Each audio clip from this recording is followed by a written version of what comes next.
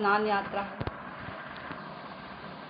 पुरी क्षेत्र, जिसे श्री क्षेत्र, शाक क्षेत्र, नीलाचल क्षेत्र, नीलगिरी क्षेत्र कई नामों से पुकारा जाता है, जिसे हम जगन्नाथपुरी धाम के नाम से भी जानते हैं। ज्येष्ठ मास की यानी इसी महीने की पूर्णिमा के दिन, ज्येष्ठ मास की पूर्णिमा के दिन स्नान यात्रा का बहुत सुंदर महोत्सव मनाया जाता है। सिर्फ पुरी धाम में ही नहीं बल्कि पूरे विश्व में सभी जगह इस विशेष तिथि को बड़े ही उत्साह के साथ भक्ति पूर्वक मनाया जाता है। श्रील वेदव्यास जी कृष्णद्वैपायन मुनि के जो शिष्य जैमिनी ऋषि हैं, वो अपने शिष्य को जब पुराणों के बारे में पढ़ा रहे थे तो उस समय वो उन्हें जगन्नाथ जी की महिमा के विषय में बताते हैं, पुरी क्षेत्र के विषय में, श्री क्षेत्र की महिमा के विषय में बताते हैं। तो श्रील वेदव्यास जी कहते हैं कि मैं केवल संक्षेप में इस पुरी धाम की महिमा के बारे में बता रहा हूँ। संक्षेप में क्यों? क्योंकि श्रील वेदव्यास जी का तो नाम ही व्यास है। बहुत व्यास तरीके से, बहुत विस्तृत तरीके से भी जो है इस पुरी क्षेत्र की महिमा का वर्णन वो कर सकते थे। जहाँ उन्होंने इतने पुराणों को लिख डाला और जो वेद हैं उसके 4 विभाग कर दिए, तो बहुत विस्तृत रूप में जो है बता सकते थे श्री धाम की महिमा को। तो कह रहे हैं कि श्री धाम की महिमा इतनी प्रचुर मात्रा में है कि इसे जितना कहा जाए उतना कम है। पूरी तरह से भी मैं इसका वर्णन नहीं कर सकता। स्वयं अनंत देव भी इस अपने धाम का वर्णन कर रहे हैं तो भी वर्णन पूरा नहीं कर पा रहे हैं, इतनी महिमा है इस क्षेत्र की। आज स्नान यात्रा है। यो तो भगवत गीता के बारे में बताना था, परंतु स्नान यात्रा की तिथि आई, आज के दिन पड़ी, तो हमने सोचा क्यों ना इसी के विषय में कहा जाए। और यूँ भी कहा जाता है कि जिस दिन जो तिथि पड़ती है, अगर उस दिन उसकी महिमा का गान ना किया जाए तो जो है उस तिथि का अपमान हो जाता है। खैर, जो श्री क्षेत्र है वो 40 कोश यानी कि 10 योजन, जिसे हम साधारण भाषा में कहें तो 120 किलोमीटर में फैला हुआ है। पूरा जो कटक क्षेत्र है वो भी उसी के अंदर आ जाता है। तो जगन्नाथपुरी इतने बड़े क्षेत्र में फैला हुआ है। जब देवता लोग इस क्षेत्र के अंदर यानी इस 120 किलोमीटर के दायरे में आते हैं तो इस 120 किलोमीटर के दायरे में जिस भी जीव का दर्शन करते हैं, चाहे वो कीट पतंगा हो, चाहे वो स्थावर योनि हो या मनुष्य योनि हो, जिसका भी दर्शन करते हैं वो सभी चतुर्भुज रूप में देवता लोग उनका दर्शन करते हैं। जैसे भगवान के पार्षद गण होते हैं ना वैकुंठ लोक में, शंख चक्र गदा पद्म लिए हुए, तो इसी तरीके से जो है वो उसका दर्शन करते हैं। तो कह रहे हैं कि इस क्षेत्र में, इस पूरी क्षेत्र में चांडाल के हाथों से स्पर्श किया हुआ, यदि कोई चांडाल के हाथ से स्पर्श पाया हुआ जो है प्रसाद आदि ग्रहण नहीं किया जाता, लेकिन कहा जाता है कि अगर ऐसे व्यक्ति के हाथ से भी यहाँ इस पूरी क्षेत्र का अन्न प्रसाद ग्रहण किया जाए तो वो भी अपवित्र नहीं माना जाता है, उसको भी पाया जाता है। इसीलिए जब हम जगन्नाथपुरी क्षेत्र में जाएंगे तो देखेंगे वहाँ जो प्रसाद पाके जो पत्तल भी पड़े रहते हैं ना, उसमें अगर थोड़ा सा प्रसाद बच भी जाता है तो उसको भी निकाल कर साफ करके पाया जाता है। हमारे रघुनाथ दास गोस्वामी जी भी जो पुरी में जो वो प्रसाद जब बच जाता था आनंद बाजार में, जो प्रसाद जो उसको बहा दिया जाता था आनंद बाजार से भी, नालियों में जो चला जाता था बहते बहते, उसको भी वो उठाकर उन चावलों को, जब जिस समय कोई नहीं होता था रात्रि के समय, तो उस समय उन चावलों को उठाकर उसको धोकर सुखाकर उसको ग्रहण किया करते थे। तो ऐसी प्रचुर महिमा है जगन्नाथपुरी धाम के प्रसाद की भी। यहाँ तक कि जो वैष्णव गण है वो भी जगन्नाथपुरी से सूखा जो प्रसाद होता है उसको लेकर आते हैं, और एकादशी तिथि के दिन जब द्वादशी में उसका पारण करना होता है तो उसी से कई वैष्णव जन है जो अपने व्रत का एकादशी तिथि का पारण करते हैं या अन्य तिथियों का पारण करते हैं। लक्ष्मी जी स्वयं श्री धाम में स्वयं अपने हाथों से प्रसाद बनाती हैं, और भोक्ता ग्रहण करने वाले कौन हैं? श्री जगन्नाथ जी। तो जगन्नाथपुरी की बड़ी प्रचुर महिमा है, बहुत उत्कल जो पुराण है उसमें जगन्नाथ जी के विषय में, जगन्नाथ जी के पूरी क्षेत्र के विषय में बहुत कुछ बताया गया है उत्कल पुराण के अंदर। तो आइए हम जानते हैं कि आखिर जगन्नाथ जी का प्राकट्य हुआ कैसे। आज स्नान यात्रा है और आज ही के दिन श्री जगन्नाथ जी इस धराधाम में कलयुग में हम जैसे कलयुगी जीवों को दर्शन देने के लिए पधारे, क्योंकि सब समय केवल जगन्नाथ जी ही ऐसे हैं जो 24 घंटे दर्शन देने के लिए सब समय उनका जो द्वार है वो खुला रहता है। 24 घंटे आप जब चाहे तब जगन्नाथ जी का दर्शन कर सकते हैं और आप उनके प्रसाद को पाकर भी वहाँ जूठा वगैरह नहीं माना जाता है। आप जब जाएंगे आनंद बाजार में तो देखेंगे वो जो बड़े बड़े घड़े से रखे रहते हैं जिसमें पानी का जो चावल का जो पानी होता है वो दिया जाता है, खट्टा पानी जो होता है वो भी ऐसे ही दिया जाता है, जो भी आ रहा है उसे दिया जाता है, तो उसमें जूठा नहीं माना जाता है जगन्नाथ जी के प्रसाद को।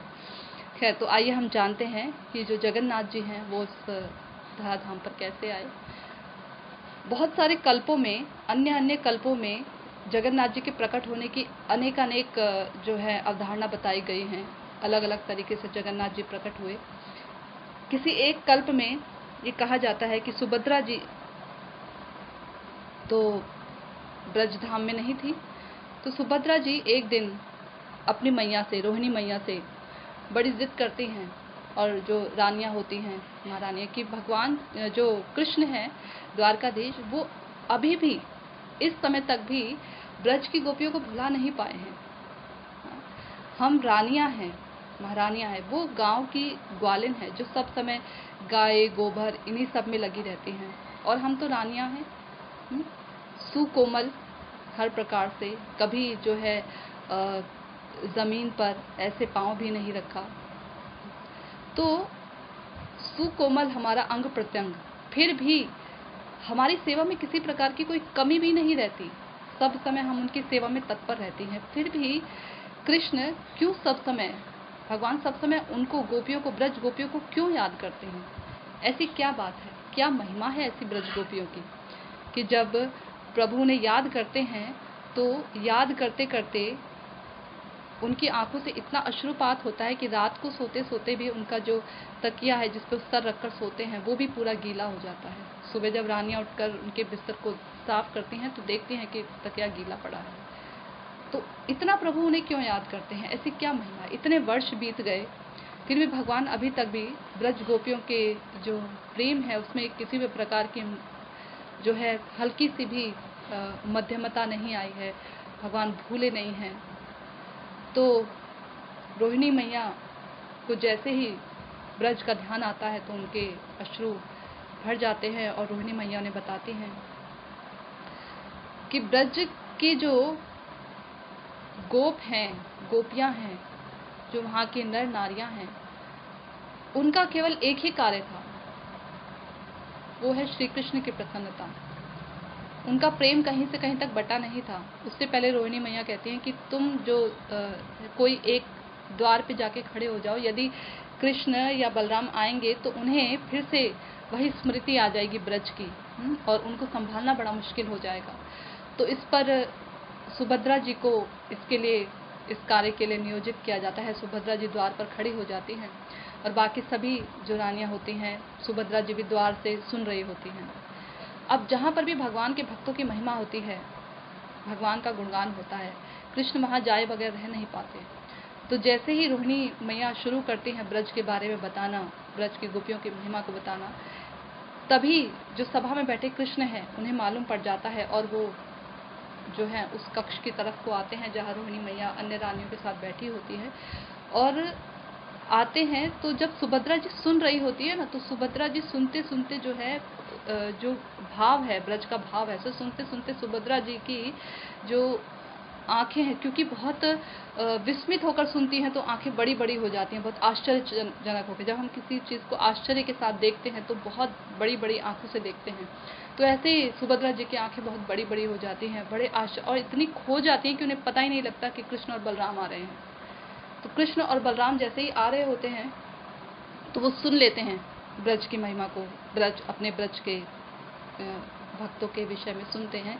तो उसी ब्रज में वो मन से चले जाते हैं। और जब चले जाते हैं तो इतने खो जाते हैं, इतने खो जाते हैं ब्रज के भाव में, और उतने विस्मित हो जाते हैं कि उनकी आंखें भी जो हैं बड़ी बड़ी हो जाती हैं उस आश्चर्य से। और जो उनके उस जैसे चैतन्य महाप्रभु थे ना, चैतन्य महाप्रभु के विषय में कहा जाता है कि जब चैतन्य महाप्रभु विरह भाव में होते थे तो कभी उनका जो शरीर था वो पूरी तरह से सिकुड़ जाता था, बहुत सिकुड़ जाता था, ऐसे कूर्म के रूप में, यानी कछुए के रूप में उनका, जैसे कछुआ होता है अपने शरीर को सिकुड़ लेता है, सब कुछ हाथ पाँव, उसका गर्दन जो होता है सब अंदर को चला जाता है, वैसे ही कूर्म रूप ले लेते थे चैतन्य महाप्रभु। और कभी कभी विरह में इतने वो जाते थे, जब छलांग लगाते थे रथ यात्रा के आगे, तो इतने बड़े, इतने बड़ा वो रूप हो जाता था उनका कि जो जोड़ होते थे उनके हाथों के जोड़, उनके जो पैरों के जोड़ होते थे वो भी खुल जाते थे, तो उनका शरीर और बड़ा हो जाता था। तो इस प्रकार से उनकी स्थिति होती थी। तो ऐसे ही कृष्ण जब बलराम जी सुनते हैं ब्रज के भाव के बारे में, तो उनकी स्थिति भी ऐसी हो जाती है कि वो सिकुड़ जाते हैं। तो जो उनके हाथ हैं, पाँव हैं, वो सब शरीर के अंदर चले जाते हैं, सिकुड़ कर अंदर चले जाते हैं। तो इस प्रकार से ये कहा जाता है कि इसी जो स्वरूप का दर्शन किया जगन्नाथ जी, जो कृष्ण हैं, बलराम जी हैं, सुभद्रा जी, इनका दर्शन किया, तो यही दर्शन कलयुग में भगवान देना चाहते थे भक्तों को। तो इसकी उन्होंने यहाँ पर दिखाई लीला कि यही दर्शन वो आगे आने वाले समय में देना चाहते हैं। एक उसमें कहा गया, एक कल्प की कथा है कि नारद जी एक बार ऐसे ही घूमते घामते ब्रज से होते होते कृष्ण के सामने जाते हैं द्वारका में, और वहाँ पर ब्रज के जो गोपियाँ हैं, ग्वाल वाल हैं, उनके बारे में जैसे ही कहना शुरू करते हैं कि भगवान बड़े विरह में आतुर हो जाते हैं, इतने व्याकुल हो जाते हैं, भगवान बहुत मुश्किल से अपने आप को संभालते हैं। और तब उस समय नारद जी जब वो देखते हैं भगवान के उस सिकुड़े हुए स्वरूप को, तो नारद जी कहते हैं कि प्रभु, जो आपकी यही विरह में जो आपका स्वरूप बन जाता है ना, इसी स्वरूप को मैं चाहता हूँ कि आप कलयुग के जीवों को सब समय निरंतर इसी स्वरूप का दर्शन देते रहें, ये मेरी आपसे प्रार्थना है। तो भगवान उनको तथास्तु कहकर ये वरदान देते हैं कि कलयुग में जो जीवात्माएं हैं, जो मनुष्य हैं, जो अन्य जीवात्माएं हैं, वो मेरे इस स्वरूप का दर्शन कर पाएंगे। एक कल्प में कथा आती है महाराज इंद्रद्युम्न की, सतयुग की कथा है। महाराज इंद्रद्युम्न उज्जैन, यानी जिसे कि अवंती नगरी का नाम भी दिया जाता है, और अवंती नगरी ये वही नगरी है जिसमें कृष्ण और बलराम दोनों ही सांदीपनि मुनि के यहाँ पढ़ने गए थे। सांदीपनि मुनि से उन्होंने शिक्षा ग्रहण की थी। 16 दिन में 16 कलाओं को सीख लिए थे उस समय। तो ये लीला कर रहे थे, भगवान तो सर्वगुण संपन्न है, परंतु लीला करके दिखा रहे हैं। और सांदीपनि मुनि जो है वो शैव भक्त हैं, शैव यानी शिवजी जी के भक्त हैं सांदीपनि मुनि। तो शिवजी जी के भक्त हैं, शिवजी जी के भक्त का आश्रय वो इसलिए ग्रहण करते हैं कृष्ण, क्योंकि यदि वो अपने भक्त का आश्रय ग्रहण करते तो भक्त तो भगवान को बहुत जल्दी पहचान जाते हैं। जैसे हनुमान जी राम जी को कितनी जल्दी पहचान गए थे, हाँ, तुलसीदास जी पहचान गए थे। तो भक्त जो हैं भगवान को बहुत जल्दी पहचान जाते हैं, और भगवान भी अपने भक्त के आगे अपने रूप को छुपा कर नहीं रख पाते हैं। जिस भक्त की प्रगाढ़ता होती है, भगवान उतनी ज़्यादा आतुर हो जाते हैं अपने भक्त को दर्शन देने के लिए। जैसे कि रासलीला के समय भी हम देखते हैं, जब भगवान चतुर्भुज रूप में खड़े होते हैं, तो उस समय जो गोपियाँ होती हैं चतुर्भुज रूप का दर्शन करती हैं, तो फिर वो आगे बढ़ जाती हैं, उन्हें प्रणाम करते हुए आगे बढ़ जाती हैं, कृष्ण को ही चतुर्भुज रूप में खड़े होते हैं आगे बढ़ जाती हैं। तो इतनी विरह वेदना जब गोपियों की बहुत बढ़ जाती है, तो जो भगवान जब अंतर ध्यान हुए होते हैं, छुप गए होते हैं, तो भगवान एक क्षण भी रह नहीं पाते उन्हें दर्शन देने से।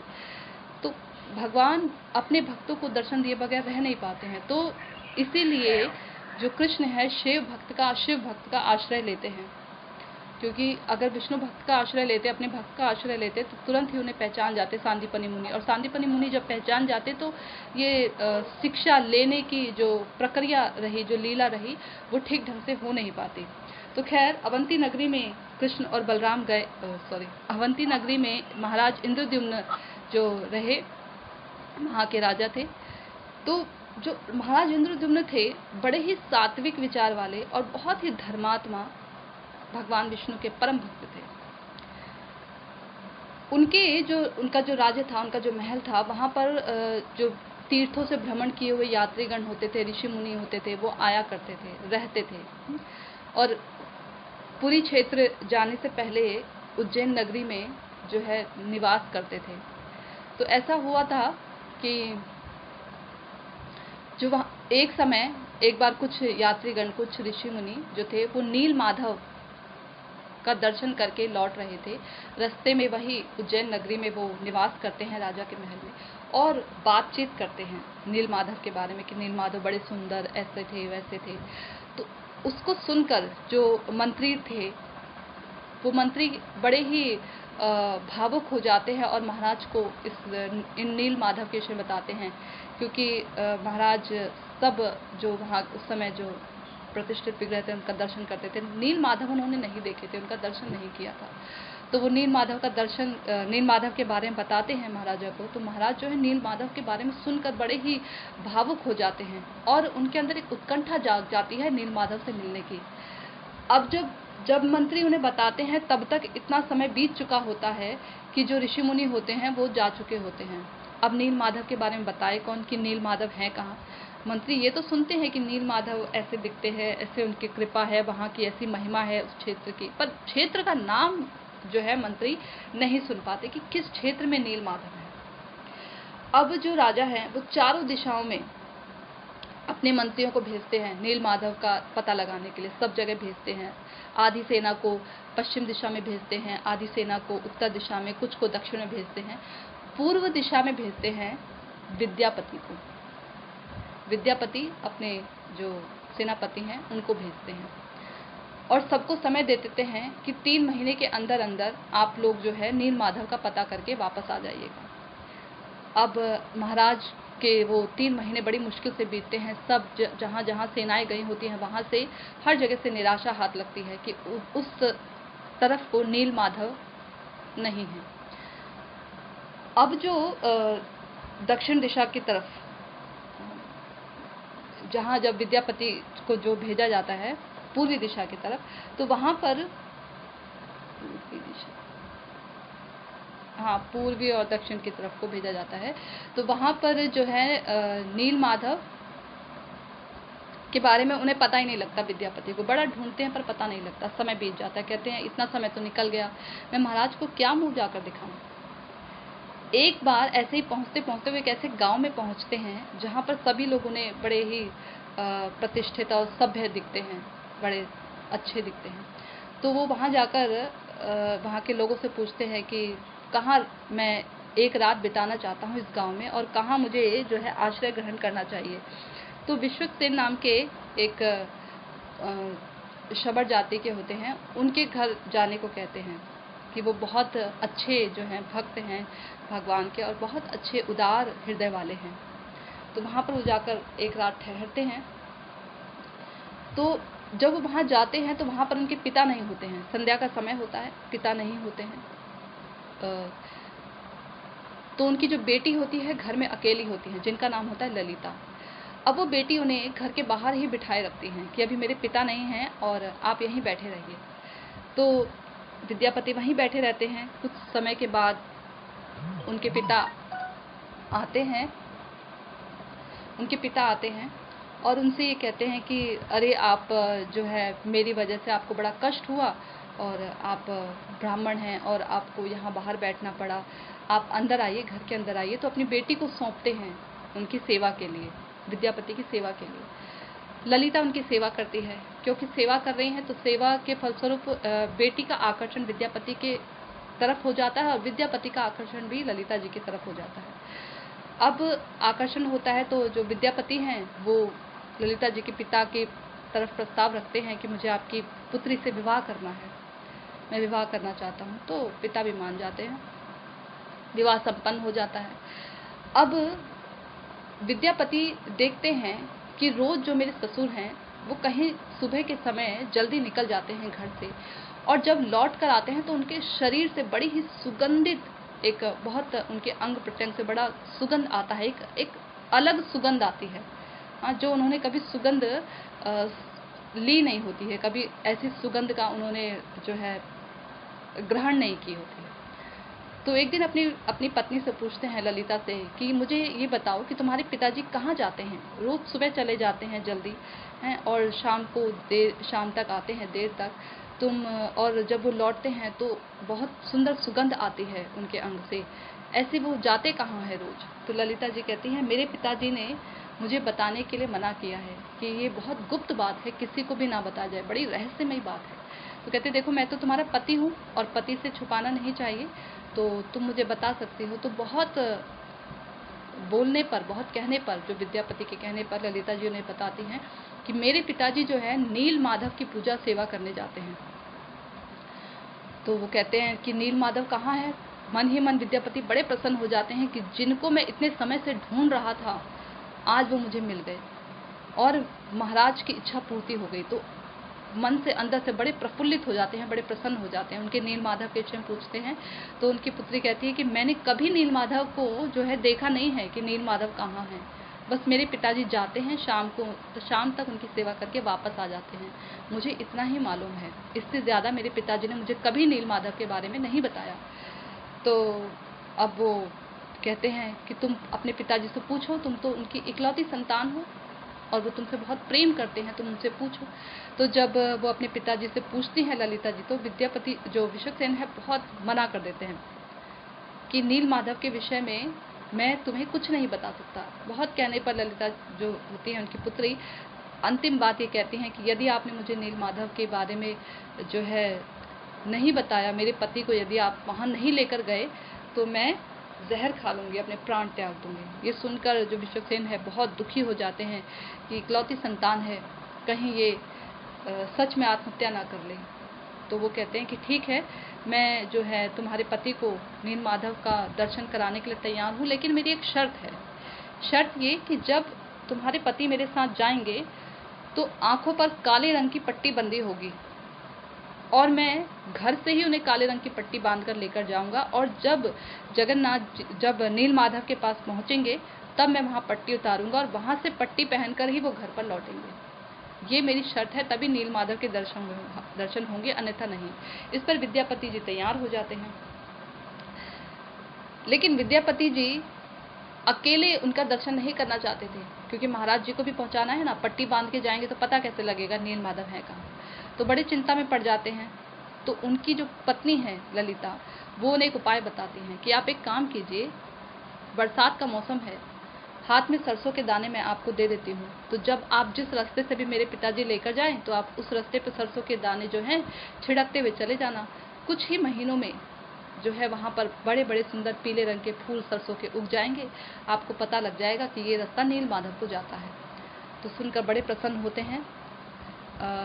जो ललिता जी हैं ऐसे ही करती हैं, उन्हें सरसों के बीज देती हैं और वो चल देते हैं विद्यापति जी अपने ससुर जी के साथ नील माधव के दर्शन करने के लिए। वहाँ पहुंचकर नील माधव के दर्शन करते हैं। इतना अपूर्व, इतना सुंदर विग्रह जिनके दर्शन आज तक विद्यापति ने कभी नहीं किए थे। ये देखकर विद्यापति को लगता है कि बस अब जो है जीवन का यही सांझ हो जाना चाहिए। इतने सुंदर विग्रह, और इतने प्रसन्न हो जाते हैं कि महाराज को मैं जाकर नील माधव के बारे में बताऊंगा। तभी विश्वक्सेन बोलते हैं कि तुम यहीं ठहरो, मैं पूजा के लिए फूल ले आता हूँ पास ही से।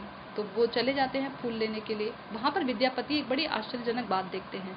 पास ही नील माधव के एक सुंदर सरोवर होता है, उस पर एक आम का पेड़, और उस आम के पेड़ पर एक कौवा बैठा होता है। कौवा बैठा होता है कि कबूतर बैठा होता है, पर एक पक्षी बैठा होता है। अब वो जो पक्षी है वो उसकी आंखें बंद होती हैं, अचानक से जो है पक्षी उस सरोवर के अंदर गिर जाता है, और जैसे ही सरोवर के अंदर गिरता है तो उसमें से जब वो बाहर निकलता है तो चतुर्भुज रूप में निकलता है। यानी अब उसका जो शरीर है चतुर्भुज रूप में हो गया, उसे पार्षद प्राप्त हो गया।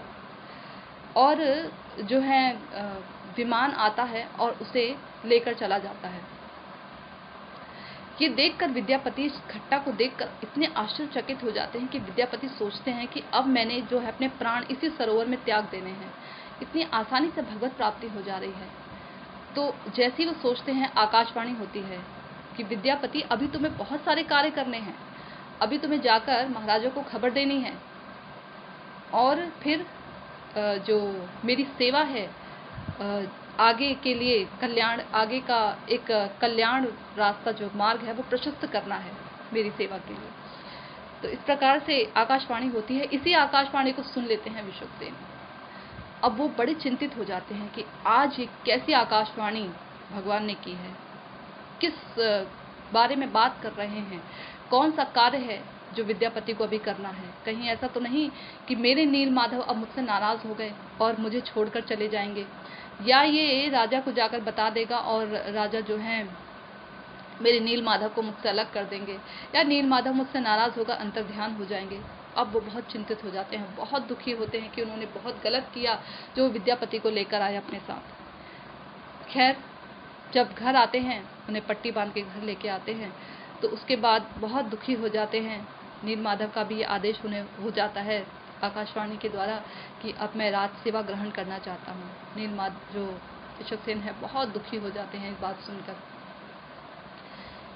अब विद्यापति जो है, ये विश्वक्सेन सोचते हैं कि जब ये घर जाएंगे, यानी विद्यापति जब राजा के पास जाएंगे तभी तो जाकर कुछ खबर बता पाएंगे। तो वो उन्हें क्या करते हैं, अपने ही घर में नज़रबंद कर लेते हैं अपने दामाद को। अब जब नज़रबंद कर लेते हैं तो वो बड़े दुखी हो जाते हैं कि अब मैं राजा के पास नहीं जा पा रहा, उन्हें बताने, नील माधव के विषय में पता बताने नहीं जा पा रहा हूँ। तो वो अपनी पत्नी से कहते हैं, और उनकी पत्नी जो होती है अपने पिताजी से कहती है कि यदि आपने मेरे पति को नहीं छोड़ा तो मैं अपने प्राण त्याग दूंगी। ये सोचती है, ये कहती है। तो ये सोचकर बड़े दुखी हो जाते हैं और भगवान की जैसी इच्छा है सोचकर विद्यापति को रिहा कर देते हैं, छोड़ देते हैं।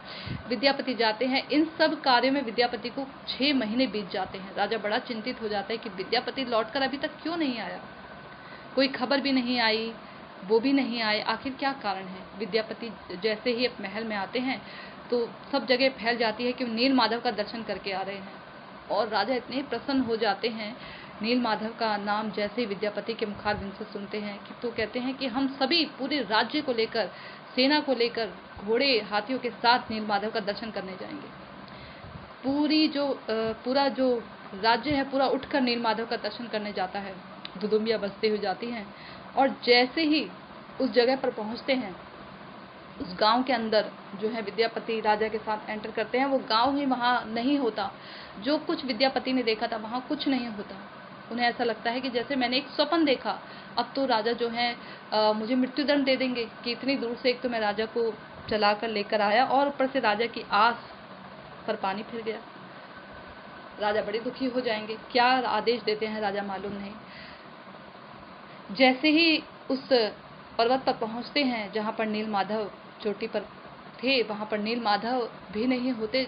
उनके जाते ही, राजा के जाते ही नील माधव का दर्शन नहीं कर पाते। नील माधव पहले ही अंदर ध्यान हो जाते हैं। बड़े दुखी होकर राजा वहीं पर हताश होकर नीचे गिर जाते हैं, और एक आकाशवाणी होती है कि हे राजा, तुम मुझे नील माधव के रूप में दर्शन नहीं कर पाओगे।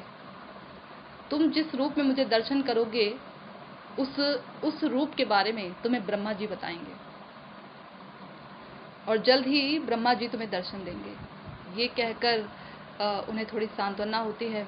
महल आते हैं, ब्रह्मा जी उन्हें दर्शन देते हैं, और ब्रह्मा जी उन्हें लेकर जाते हैं, उसी शरीर से वैकुंठ लेकर जाते हैं, और वहाँ पर भगवान का दर्शन कराते हैं। सब कुछ होता है, और जिस रूप को ब्रह्मा जी ने दर्शन कराया था वहाँ पर, उसी रूप को जो है अब कलयुग में प्रकट होना है। तो जब तक ब्रह्मा जी राजा इंद्रद्युम्न को लेकर आते हैं, इस पृथ्वी से लेकर जाते हैं, वहाँ लेकर जाते हैं और सब दर्शन कराते हैं, वहाँ कुछ समय रहते हैं। जब तक वो लौट कर आते हैं, इतने में बहुत राजा की जो बहुत सारी पीढ़ियाँ बीत जाती हैं। और राजा था ना, उसने जाने से पहले जगन्नाथ जी का एक बड़ा भव्य मंदिर, नील माधव के लिए एक बड़ा भव्य मंदिर बना दिया था। तो इतने समय में वो मंदिर क्षीण हो जाता है, विक्षीण हो जाता है। तो उस समय जो राजा राज कर रहे होते हैं पृथ्वी पर, वो उस मंदिर का पुनर्निर्माण कराते हैं। जैसे ही जो महाराजा हैं इंद्रद्युम्न वो धरती पर आते हैं, तो वो कहते हैं कि दावा करते हैं ये तो मैंने बनाया था मंदिर जगन्नाथ जी के लिए। तो कहते हैं ये मंदिर मैंने बनाया है। वो राजा जो उस समय होता है कहता है मैंने बनाया। तो बहुत उस मंदिर को लेकर बहुत उनके बीच में जो है एक तरीके से कह लीजिए युद्ध होता है, हाँ, बातों का युद्ध जिसे कहते हैं। तो लेकिन ब्रह्मा जी प्रकट होते हैं और साक्षी देते हैं कि ये जो मंदिर है ये राजा इंद्रद्युम्न ने बनाया है। इसका पुनर्निर्माण तुमने करवाया है। काकभूषुंडी जी भी उस समय उपस्थित होते हैं, वो भी इस बात की साक्ष्य देते हैं। तो इस प्रकार राजा इंद्रद्युम्न के पास फिर से वो मंदिर आ जाता है। भगवान की इच्छा अनुसार उनकी रानी जो गुंडीचा, महाराज इंद्रद्युम्न की रानी गुंडीचा उस समय तक उपस्थित रहती हैं, और जिसका विद्यापति की जो पत्नी थी और जो विश्वक्सेन जो उनके ससुर थे, वो भी उस समय उपस्थित रहते हैं। उस समय तक भगवान की इच्छा थी। तो खैर इस प्रकार से राजा मंदिर बनाता है और राजा को ये आदेश देते हैं कि चक्रतीर्थ नामक स्थान में, समुद्र के किनारे एक चक्रतीर्थ नाम का स्थान है, उस स्थान पर एक लाल रंग की लकड़ी बहकर आएगी। उस पर शंख चक्र गदा पद्म ये चिन्ह होंगे। उसी लकड़ी से भगवान का जो सुंदर विग्रह है वो बनाया जाएगा। तो महाराज जाते हैं चक्रतीर्थ पर, और वहाँ पर एक सुंदर लकड़ी बहकर आती है, समुद्र से बहकर। जब उसको उठाने की बारी आती है ना, तो किसी से उठता नहीं है। राजा बहुत हाथियों को लगाते हैं, बहुत सारे लोगों को लगाते हैं, परंतु लकड़ी उठ नहीं पाती। आकाशवाणी होती है कि जाओ, जाकर जो विश्वक्सेन है उन्हीं को बुला के लेके आओ, वही उठाएंगे इसे। तो जब उन्हें बुलाया जाता है तो वो हाथ लगाते हैं, दूसरे छोर से उनकी पुत्री हाथ लगाती हैं, तो उठ जाता है लकड़ी। और उसी से जो है एक कल्प में कथा है कि एक ब्राह्मण आते हैं जो ये कहते हैं कि मैं जो है इससे विग्रह बना सकता हूँ, जैसा विग्रह आपको चाहिए वैसा बना सकता हूँ, लेकिन मेरी एक शर्त है कि 21 दिनों के अंदर मैं आपको विग्रह तैयार करके दूंगा, तब तक कोई इस कमरे के अंदर नहीं आना चाहिए। तो ऐसा ही होता है। उन जो ब्राह्मण थे उनका नाम महाराणा बताया जाता है।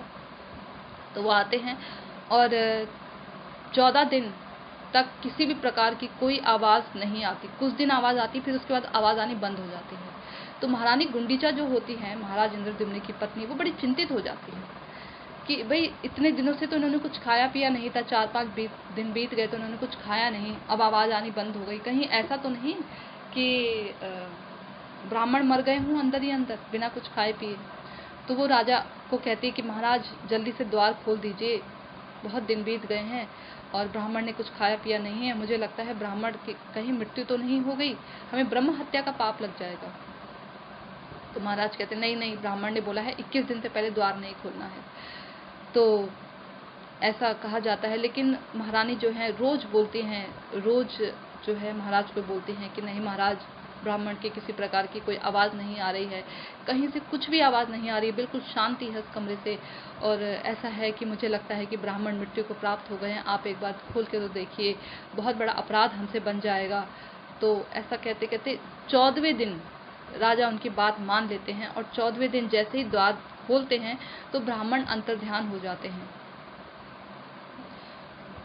और अंतर्ध्यान होते हैं तो जो भी विग्रह जितना बना होता है, वो विग्रह यही जो जगन्नाथ जी का, बलदेव जी का, सुभद्रा जी का हम दर्शन कर रहे हैं, इसी रूप में उतने ही वो बने होते हैं, उतने ही वो दर्शन देते हैं।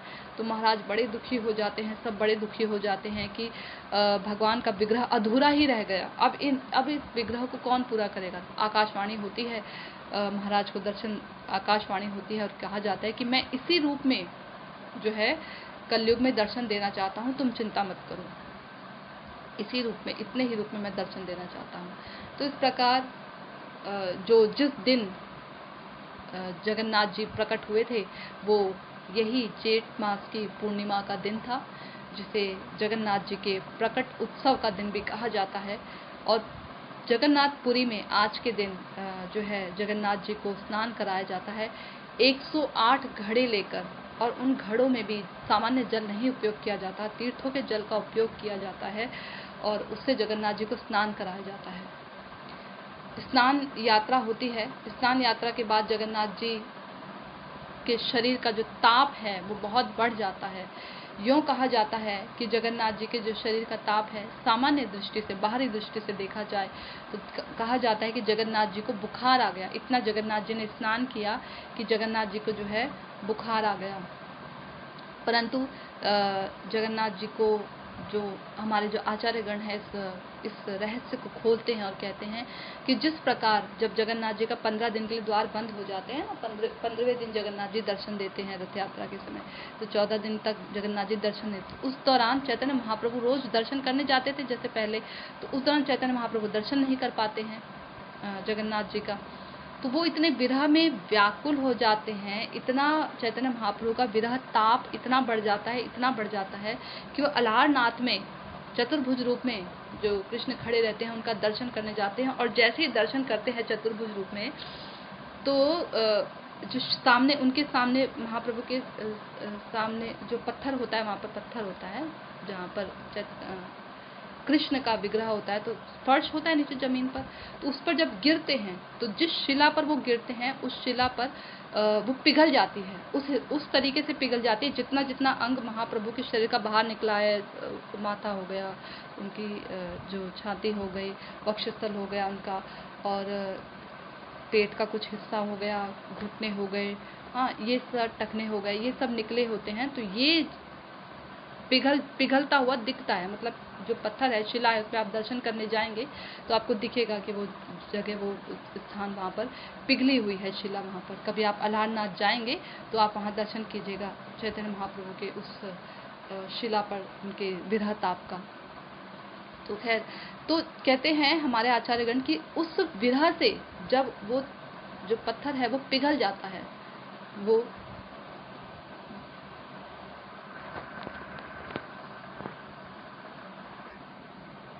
तो मैं ये कह रही थी कि चैतन्य महाप्रभु विरह ताप से, उनके विरह ताप से पत्थर पिघल जाता है। तो महाप्रभु ने तो कोई स्नान नहीं किया था उससे पहले ऐसा कि उन्हें बुखार आ जाए, उन्हें इतना उनके शरीर का उनका ताप इतना बढ़ जाए।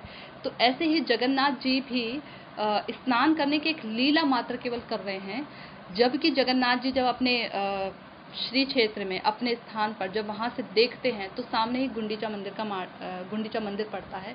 तो जब वो देखते हैं गुंडीचा मंदिर तो उन्हें वृंदावन का ध्यान आ जाता है। तो उस ध्यान को और अपने ब्रज के जो गोप हैं उनको याद करते हुए उनका विरह ताप इतना बढ़ जाता है, इतना बढ़ जाता है, इतने व्याकुल हो जाते हैं कि उनका जो शरीर है वो गर्म हो जाता है, तापित हो जाते हैं, तो उन्हें ज्वर आ जाता है। तो इन्हीं 14 दिन में जगन्नाथ जी का जो है दर्शन नहीं होता है, और उन्हें इस समय जड़ी बूटियाँ और जो एक औषधि वगैरह दी जाती हैं जगन्नाथ जी को। और गजवेश वे जगन्नाथ जी इस समय रहते हैं, गजवेश होता है उनका, हाथी के वेश में जगन्नाथ जी रहते हैं इस समय। रथ यात्रा से एक दिन पूर्व जो है गुंडीचा मंदिर का मार्जन किया जाता है। और जो पहले तो ऐसा होता था कि जो पास में जो इंद्रद्युम्न सरोवर है ना, उसमें से ही जल लाया जाता था वहाँ का मार्जन करने के लिए। अब तो खैर असुविधा होती है इतनी दूर से जल लाने में, तो वहीं पास में से ही जल ला के गुंडीचा मंदिर का मार्जन आदि किया जाता है, हर तरह से साफ सफाई की जाती है। महाप्रभु ने अपने लीला में दिखाया था कि किस प्रकार से गुंडीचा मंदिर का जो है साफ सफाई की जाती है, किस प्रकार से एक एक कण, पहले जो है मोटा मोटा जो कूड़ा होता है, कूड़ा करकट है, उसको निकाला जाता है झाड़ू के द्वारा, फिर उसके बाद पानी से धोया जाता है, छोटे छोटे जो धूल के कण भी हैं उन तक को भी साफ किया जाता है। तो इसके पीछे हमारे जो आचार्यगण हैं वो रहस्य बताते हैं कि जो हमारा हृदय है इसमें हमें अपने भगवान को पधराना है। जैसे गुंडीचा में भगवान को लाया जाएगा ना, ऐसे ही हमें अपने हृदय में भगवान को स्थापित करना है। तो कैसे भगवान आएंगे ऐसे गंदगी वाले क्षेत्र में? तो एक धूल का कण भी, यानी एक मतलब छोटा सा भी जो हमारे जो चित्त का जो विकार है वो नहीं रहना चाहिए हमारे हृदय में, इतनी गंदगी भी नहीं रहनी चाहिए। हर प्रकार से जो है उसकी धुलाई, उसकी सफाई हर प्रकार से करनी चाहिए। और जैसे महाप्रभु जब गुंडीचा मंदिर का जो मार्जन कर रहे हैं तो कैसे भगवान का कृष्ण कृष्ण कहते हुए सबकी ध्वनि से केवल यही ध्वनि निकल रही है, कृष्ण कृष्ण कृष्ण। कोई एक दूसरे को जल दे रहे हैं तो जो जल दे रहे हैं वो भी कृष्ण बोल रहे हैं, जो जल ले रहे हैं वो भी कृष्ण बोल रहे हैं, जो कपड़े से पोछे से आदि से साफ सफाई कर रहे हैं वो भी कृष्ण कृष्ण कहते हुए साफ सफाई कर रहे हैं। महाप्रभु तो अपने ही उत्तरी वस्त्र से जो है मंदिर का साफ सफाई आदि कर रहे हैं और अपने आंसुओं से जो है मंदिर को धो रहे हैं। इस प्रकार की लीला चल रही है और कृष्ण कृष्ण कहते हैं। तो ऐसे ही सब समय निरंतर हम भगवान के जब नाम को लेते हैं तो हमारे चित्त रूपी दर्पण का मार्जन होता है। एक कण भी, छोटा सा कण भी ना रह जाए गंदगी का, वरना भगवान को कैसे पधराया जाएगा। तो महाप्रभु उस गुंडीचा मंदिर के मार्जन से हमें ये संदेश देते हैं और इस बड़े सुंदर रहस्य को हमारे आचार्यगण खोलते हैं। तो ये थी जगन्नाथ जी की स्नान यात्रा और जगन्नाथ जी का प्राकट उत्सव जो हम मनाएंगे, रथ यात्रा। जो अब जगन्नाथ जी जिसे नेत्र उत्सव भी कहा जाता है, जब जगन्नाथ जी 14 दिन के बाद जब सभी के सामने प्रकट होंगे तो अपने अपने एक नेत्रों का उत्सव होगा, जिसे जगन्नाथ रथ यात्रा के नाम से समूचे विश्व में जाना जाता है। और हम भी जो है इसी उसमें भगवान की सेवा में भाग लेंगे। जो जा सकते हैं जगन्नाथपुरी, उन्हें जाना चाहिए, ज़रूर सभी को जाना चाहिए। और यूँ कहा जाता है कि इतनी महिमा है रथ यात्रा की, इतनी महिमा है कि यदि केवल कोई व्यक्ति मन से ये सोच भी ले, नहीं जा पा रहे हैं सशरीर, लेकिन मन से यदि वो व्यक्ति सोच ले कि मैं रथ यात्रा पे जाना चाहता हूँ, तो उसको वही फल प्राप्त होता है जो साक्षात वहाँ पर जो रथ यात्रा को व्यक्ति कर रहा है, उसको देख पा रहा है, वो फल उस व्यक्ति को भी प्राप्त होता है जो मन से सोच ले। खैर, आइए जगन्नाथ स्नान यात्रा महामहोत्सव की जय। जो श्लोक है आप लोगों ने किसी ने याद किया है?